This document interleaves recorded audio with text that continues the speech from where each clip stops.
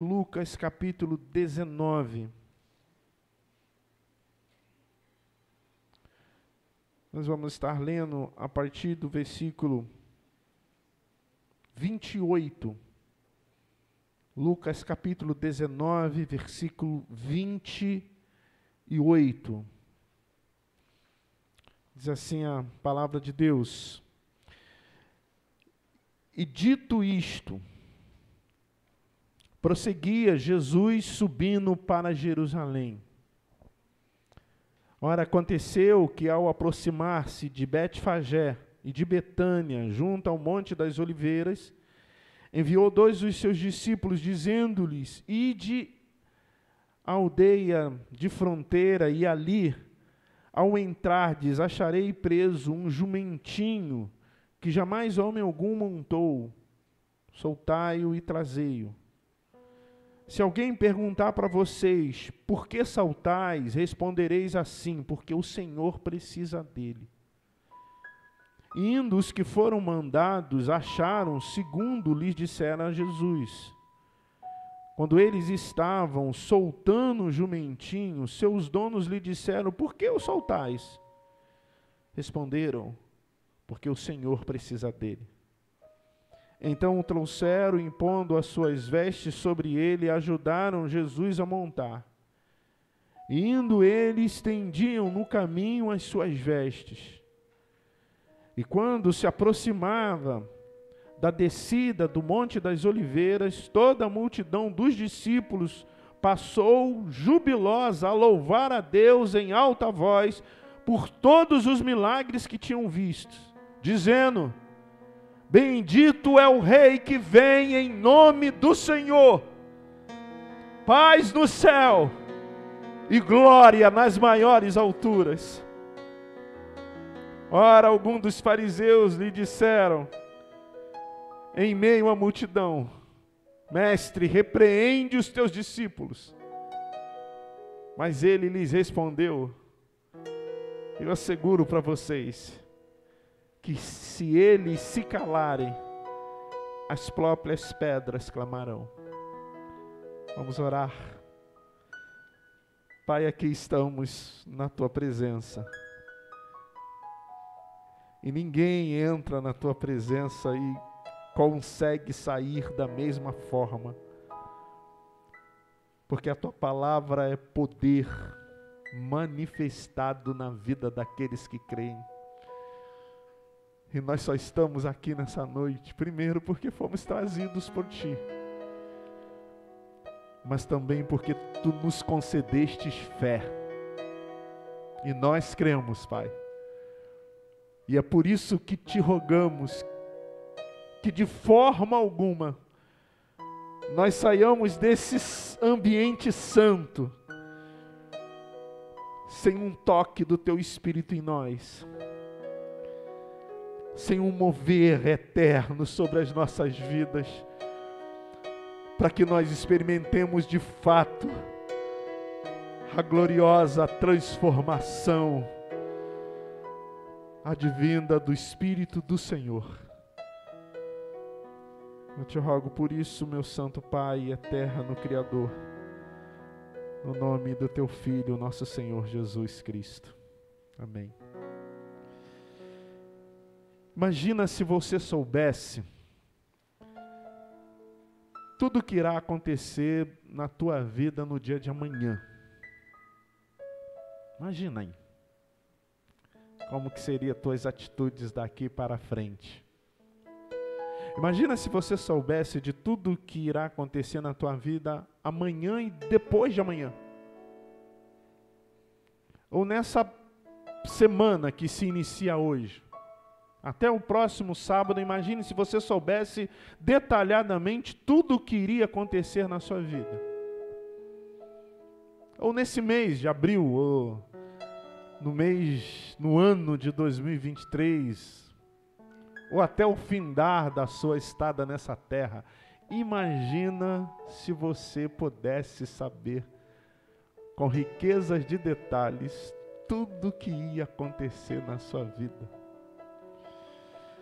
Eu confesso a você que na minha vida isso seria terrível. E eu acho que na de vocês também. Porque todas as nossas atitudes estariam viciadas nesse pré-conhecimento das coisas que haveria de acontecer. Pois bem, nós estamos lidando com aquele que sabe, não só sobre o que vai acontecer amanhã, e não só naquilo que ele é, mas naquilo que todos nós somos e vamos ser. Ele sabe de tudo que vai acontecer na tua vida, amanhã, depois da manhã, esta semana, até o findar dos séculos. O nosso Senhor Jesus sabe. Como eu disse, hoje, simbolicamente, representativamente, começa a semana dolorosa, a semana da Via Crucis, a semana da paixão de Cristo. E a história, ela começa aqui nesses textos. Todos os evangelhos preenchem um espaço para contar o início dessa história. O Senhor Jesus estava indo para Jerusalém, para a festa da Páscoa, a festa do povo hebreu, do povo judeu. Estava indo comemorar, ou estava indo a uma comemoração. Quando ele chega próximo, uns 3 quilômetros antes, ele chega para 2 de seus discípulos e fala: ó, vai lá na fronteira, em Betfagé, e tem lá um jumentinho, pega ele e traz para mim. Se alguém perguntar, olha, para que você está levando meu jumento? Diga, porque o Senhor mandou, porque o Senhor precisa dele. E isso aconteceu. Os 2 irmãos, os 2 discípulos foram lá, trouxeram o jumentinho e trouxe para o Senhor Jesus. Pegaram as suas próprias vestes, colocou sobre o jumentinho como uma sela, e ajudou Jesus a montar o jumentinho. E foram colocando as suas próprias vestes no chão e o jumentinho passando como se fosse um tapete, um carpete, para que o Senhor passasse por aquelas roupas. E aqueles que não tinham roupas, porque parte daquele povo era um povo muito pobre, pegaram folhas de palmeiras e colocaram no chão, e o Senhor foi passando. Era um rito profético, mas também era um rito de iniciação de reinado. Era comum os reis, quando fossem tomar a posse do seu reinado, ser coroado, entrar em cima de um jumentinho mesmo, para ser coroado. E ele vai caminhando, ele vai sendo preparado. Toda a cidade está sendo preparada para a celebração da Páscoa, que ia acontecer uma semana depois. Mas o povo já grita: Hosana, Hosana, bendito vem o Senhor. Todo aquele povo estava preparado para uma celebração, para uma comemoração. A Páscoa representa a libertação que o povo hebreu teve depois de 400 anos no cativeiro do Egito.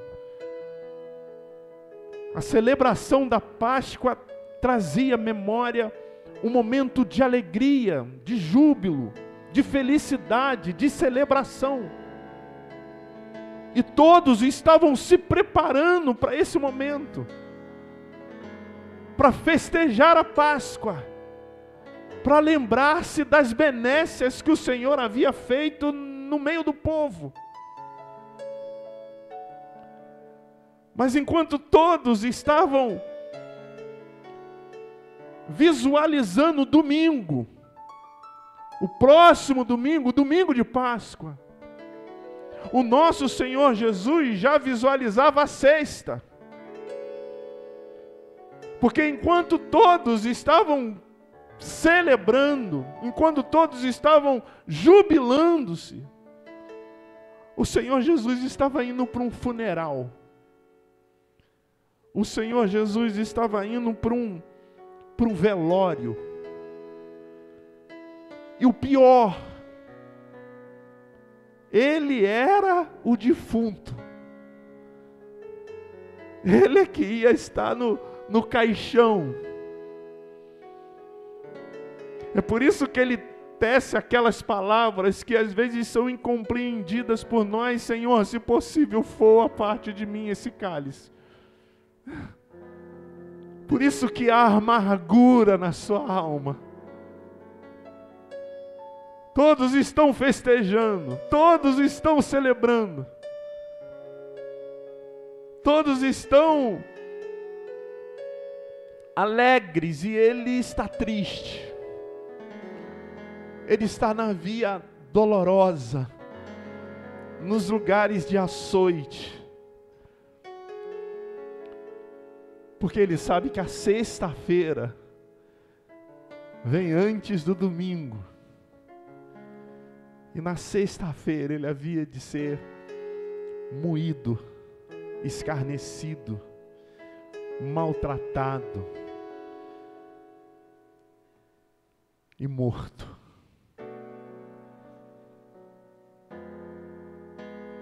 E essa morte, meus irmãos, é muito importante que você que está aqui nessa noite ou está aí em casa, entenda. Ela é uma morte singular. Nunca houve e nunca haverá uma morte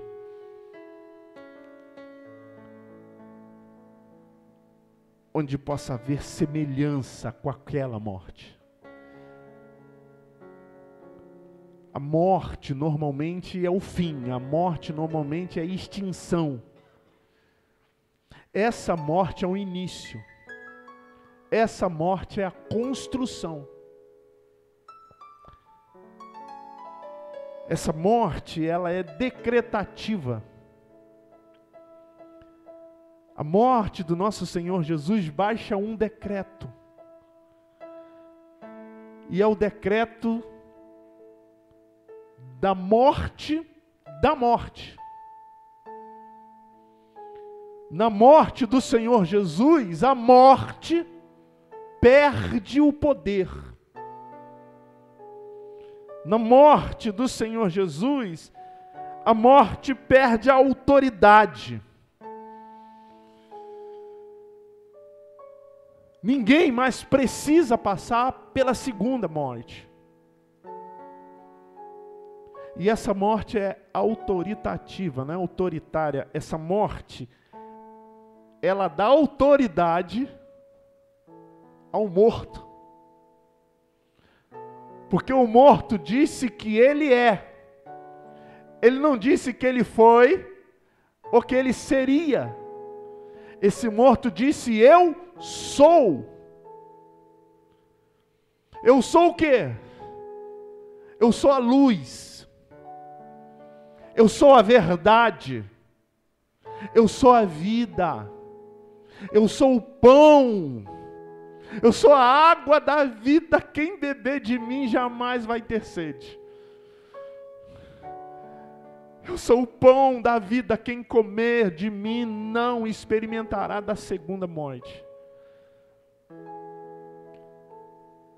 Ele morre para tecer a sua autoridade. Eu não compartilhei desta responsabilidade com ninguém. Eu assumi o compromisso de morrer para que vocês precisem morrer. Ninguém, absolutamente ninguém, teve tanta autoridade na história da humanidade. Mas o Senhor Jesus disse: olha, eu vou morrer para que vocês saibam que eu não estou brincando. para que vocês entendam que esse amor é algo muito sério e significativo para a sua vida.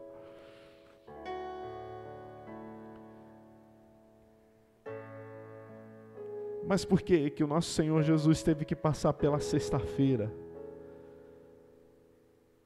Por que que Ele teve que passar por aquela cruz?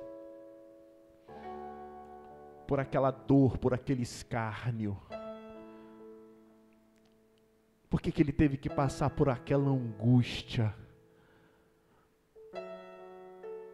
Por aquela tristeza incompreensível?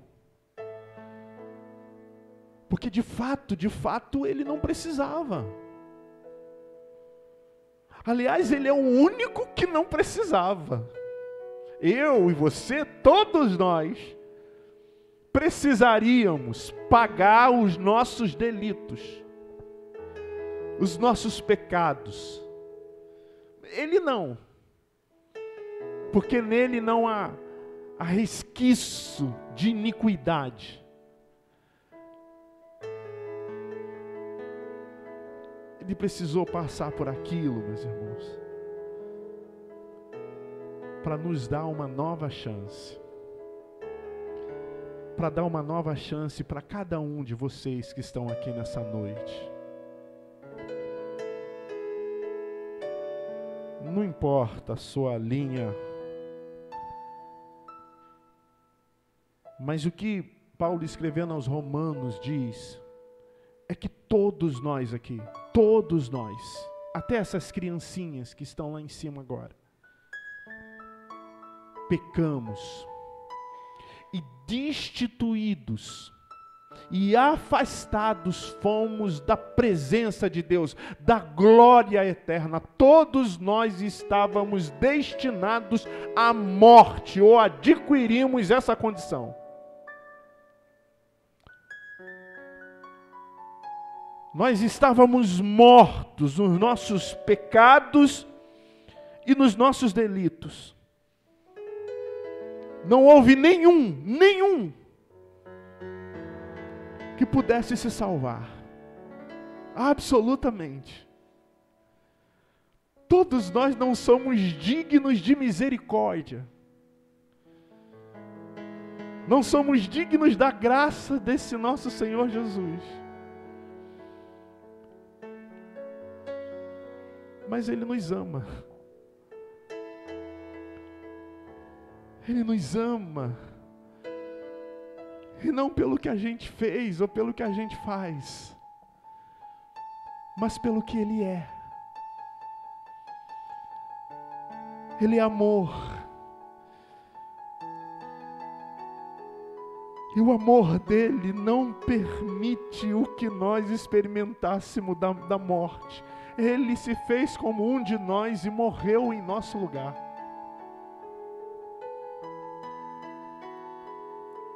Ele quis dar uma chance, uma outra chance para você.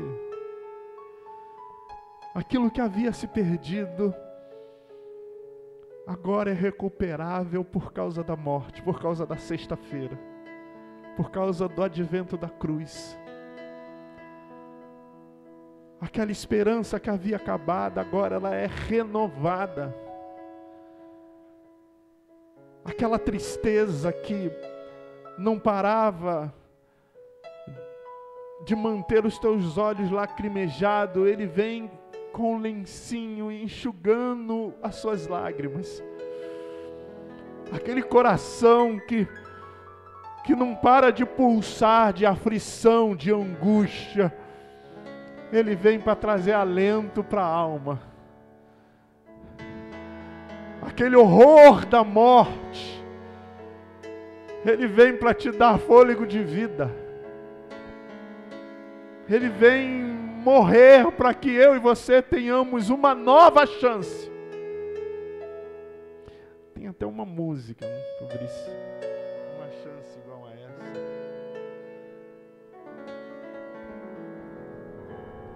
Tem até uma música, eu estou falando com o Fabrício aqui. E eu quero te levar a fazer essa oração.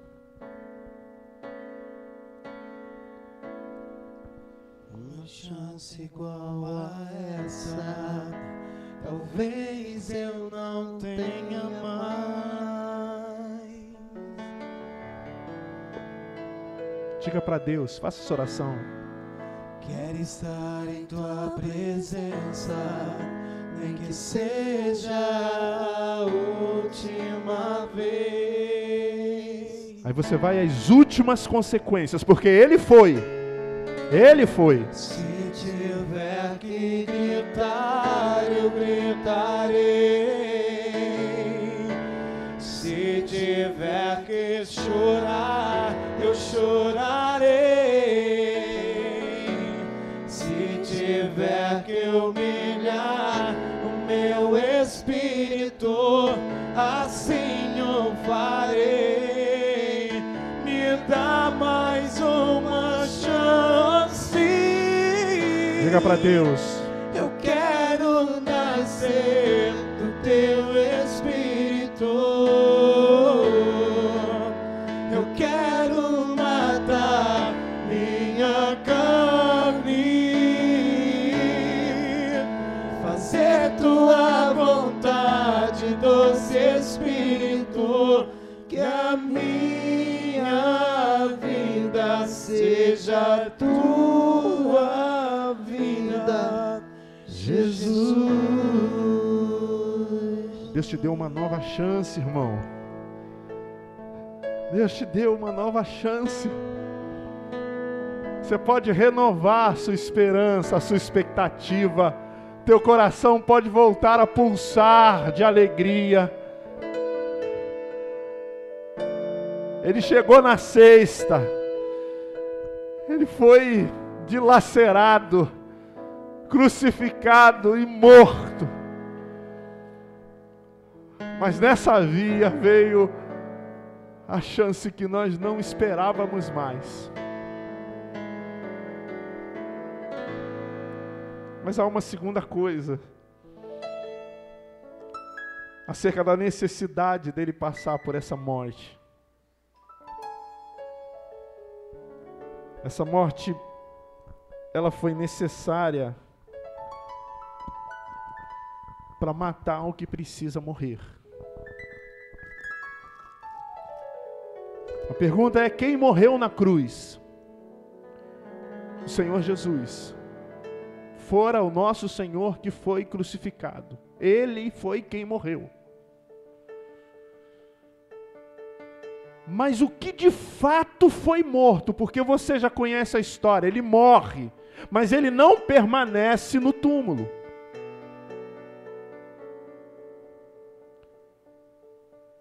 Mas algo morre no advento da cruz.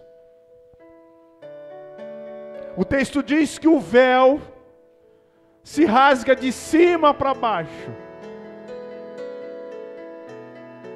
O véu que era o que separava o lugar santíssimo do lugar santo do átrio, do lugar onde todo o povo ficava. Assim como o pecado te afastou da presença de Deus, assim como o pecado te trouxe ao túmulo, à morte, a morte do nosso Senhor Jesus te deu um novo acesso ao Deus da glória. Agora você não mais está só. Agora ele afirma e diz: eis que estarei com vocês em tudo que vocês, onde vocês estiverem. Porque na cruz o pecado foi morto. Houve um golpe de morte no pecado. Agora eu e você não somos mais refém do pecado. Não precisamos mais ser controlados pelo pecado. Não precisamos mais ser dirigidos pelo pecado. Nunca mais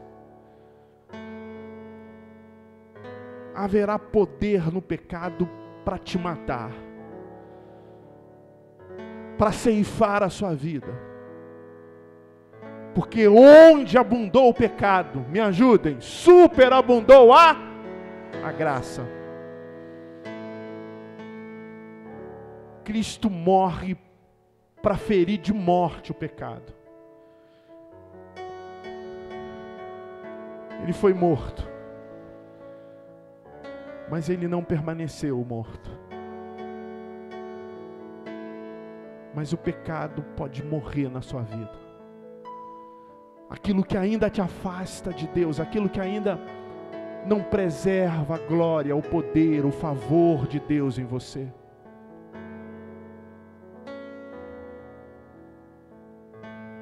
Nessa semana da Via Cruz, meu irmão,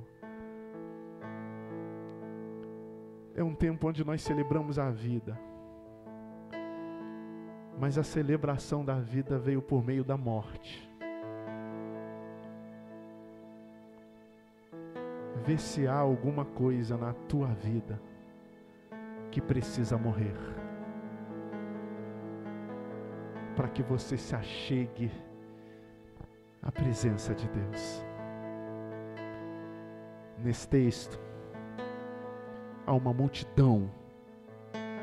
Jesus vai entrando em Jerusalém para ser coroado. Mas há dois grupos. Um grupo diz assim: mestre, manda eles se calarem. Esse grupo é o grupo que esperava um Messias vingador.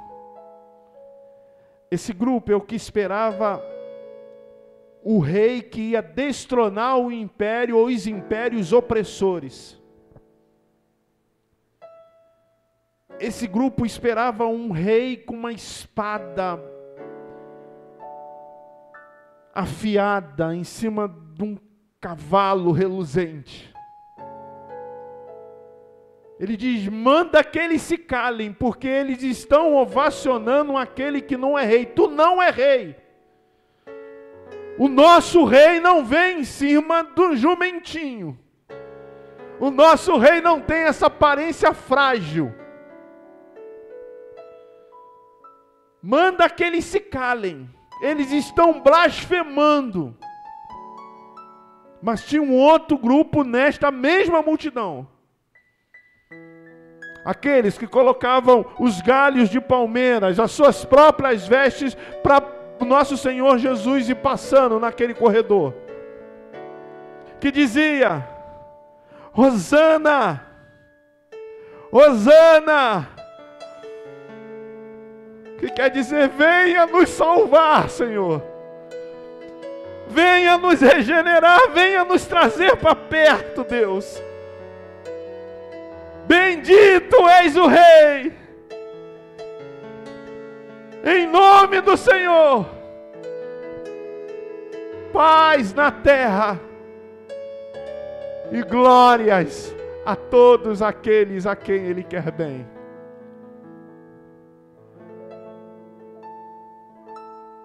Você precisa tomar uma decisão. A qual grupo você pertence? Aqueles que não aguentam contemplar a face do rei, aquele que não reconhece a coroa sobre a cabeça do Senhor, ou aqueles que clamam: Hosana, Hosana, bendito é o Rei que vem. Aquele que roga todos os dias dizendo: vem nos salvar. Deus te deu uma segunda chance. E Ele decretou a morte do pecado. Agora eu e você podemos matar tudo aquilo que nos afastava da presença do Pai. E simbolicamente isso começou hoje, nesse dia que o Senhor nos deu para viver.